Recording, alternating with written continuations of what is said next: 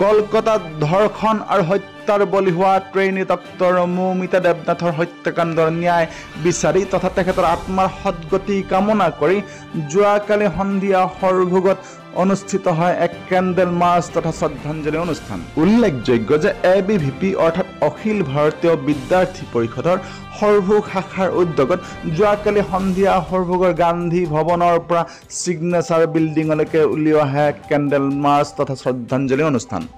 উল্লেখযোগ্য যে যোৱা 9 আগষ্টত কলকাতাৰ RG কৰ মেডিকেল কলেজ আৰু হস্পিটেলত ধৰ্ষণ তথা হত্যাকাণ্ডৰ বলি হৈছিল ট্ৰেইনী ডক্টৰ মৌমিতা দেৱনাথ। আৰু ইতিমধ্যে আৰক্ষীয়ে তথ্যৰ ভিত্তিত সঞ্জয় ৰয় নামৰ এজন অপৰাধীক গ্ৰেপ্তাৰ কৰিছে। অৱশ্যে সমগ্ৰ দেশ কঁপাই যোৱা এই লমহৰ্ষক ধৰ্ষণ তথা হত্যাকাণ্ডত অকল সঞ্জয় ৰয় জড়িত নে তেখেতৰ লগত আন কোনোবা আছিলে এতিয়ালৈকে স্পষ্ট হোৱা নাই যদিও হয়তো সবিশেষ তদন্তত পিছলৈ সম্পূৰ্ণ তথ্য পোহৰলৈ আহিব। উল্লেখনীয় যে এই সমগ্ৰ ঘটনাৰ তদন্তৰ দায়িত্ব ইতিমধ্যে ন্যায়ালয়ৰ নিৰ্দেশত কলকাতা আৰক্ষীৰ পৰা CBI লৈ হস্তান্তৰ কৰা হৈছে। এই নৃশংস ধৰ্ষণ তথা হত্যাকাণ্ডক লৈ ইতিমধ্যে সমগ্ৰ ভাৰতবৰ্ষৰ চুকে কোণে তীব্ৰ প্ৰতিবাদৰ জোৱাৰ উঠা দেখা গৈছে আৰু ছ'চিয়েল মিডিয়াতো অগণন জনতাই ইয়াৰ বিৰুদ্ধে প্ৰতিবাদ কৰা দেখা গৈছে আৰু বহুতেই ইয়াৰ প্ৰতিবাদৰ অংশস্বৰূপে বিভিন্ন কাৰ্যসূচী হাতত লৈ প্ৰতিবাদ কৰিছে সমগ্ৰ ভাৰতবৰ্ষৰ চুকে কোণে। আৰু যোৱাকালি সন্ধিয়া বৰপেটা জিলাৰ সৰভোগতো সৰভোগ ABVP শাখাই মৌমিতা দেৱনাথৰ নৃশংস ধৰ্ষণ তথা হত্যাকাণ্ডৰ প্ৰতিবাদত এই ঘটনাৰ ন্যায় বিচাৰি তথা তেখেতৰ আত্মাৰ সদ্গতি কামনা কৰি সৰভোগৰ গান্ধী ভৱনৰ পৰা ছিগনেচাৰ বিল্ডিঙলৈকে কেণ্ডেল মাৰ্চ তথা শ্ৰদ্ধাঞ্জলি অনুষ্ঠান অনুষ্ঠিত কৰে।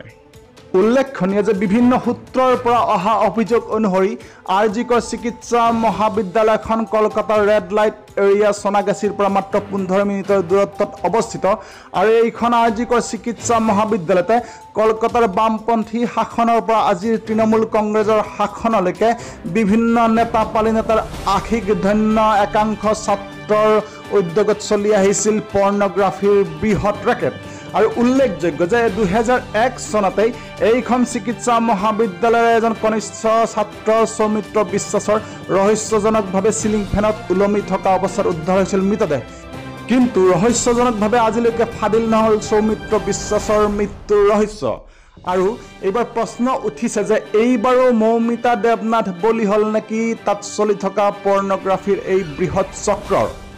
আন এক ৰহস্যজনক বিষয় এয়াই যে মৌমিতা কাণ্ডৰ পিছত এই চিকিৎসা মহাবিদ্যালয়খনৰ বিতৰ্কিত অধ্যক্ষ সন্দীপ ঘোষক মমতা বেনাৰ্জী চৰকাৰে নিলম্বন কৰাৰ সলনি ৰহস্যজনকভাৱে অন্য এখন চিকিৎসা মহাবিদ্যালয়ৰ অধ্যক্ষ পদলৈ স্থানান্তৰহে কৰে আৰু এই ঘটনাক ইতিমধ্যে ন্যায়ালয়ৰ ককৰ্থনা কৰা দেখা গৈছে।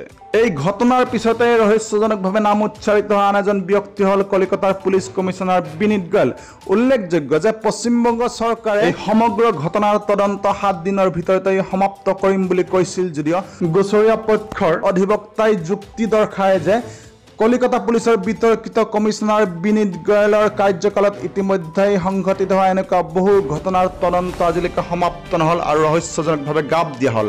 আৰু অধিবক্তাৰ এই যুক্তিৰ ভিত্তিতে ইতিমধ্যে ন্যায়ালয়ে পশ্চিমবংগ চৰকাৰৰ ভূমিকাক সমালোচনা কৰাৰ লগতে এই সমগ্ৰ ঘটনাৰ দায়িত্ব ইতিমধ্যেই CBI লৈ হস্তান্তৰ কৰে। গতিকে মৌমিতা দেৱনাথৰ ৰহস্যজনক ধৰ্ষণ তথা হত্যাকাণ্ডৰ ৰহস্য ফাদিল কৰাত সফল হ'বনে CBI?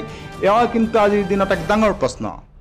আমাৰ আছাম টাইম 6ৰ দৰ্শকসকলে আমাৰ স্ক্ৰীণত দেখি আছে বৰপেটা জিলাৰ সৰভোগৰ অখিল ভাৰতীয় বিদ্যাৰ্থী পৰিষদৰ সৰভোগ শাখাই কলকাতাৰ যি ট্ৰেইনী ডক্টৰ মৌমিতা দেৱনাথৰ নৃশংস ধৰ্ষণ তথা হত্যাকাণ্ড সংঘটিত হ'ল তাৰ প্ৰতিবাদত সৰভোগৰ গান্ধী ভৱনৰ পৰা ছিগনেচাৰ বিল্ডিঙলৈকে যোৱাকালি সন্ধিয়া উলিওৱা এক কেণ্ডেল মাৰ্চ কাৰ্যসূচীৰ কিছু দৃশ্যাংশ।